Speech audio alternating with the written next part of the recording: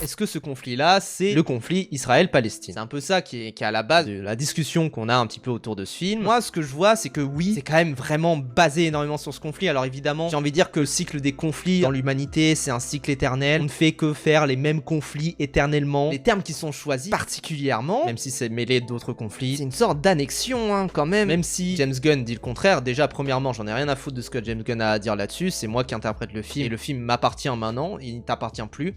Mais quand même, ce qui me chafouine un petit peu peut-être, c'est de pas le citer directement. Et là où ça me chafouine, c'est que oui, évidemment que c'est le conflit, c'est ce conflit-là. En comparaison, la même année est sorti Captain America Brave New World. Et dans Captain America Brave New World, ça cite Israël. Le personnage de Sabra qui est israélien. Là-dessus, il y a aucun souci pour mettre en scène ce personnage-là. Je trouve ça un peu dommage de faire des métaphores sur des contrées qui sont extérieures parce que quelque part, ça réduit le message dans notre réalité. C'est-à-dire que là, je sais que pendant des semaines, qui va habiter la sphère sur Internet, ça va être de dire oui, mais attendez, est-ce que c'est vraiment ce conflit-là? Non, c'est vraiment ce dont on parle. Il n'y a pas de débat là-dessus. Les gens essayeront de toute manière d'interpréter ça différemment.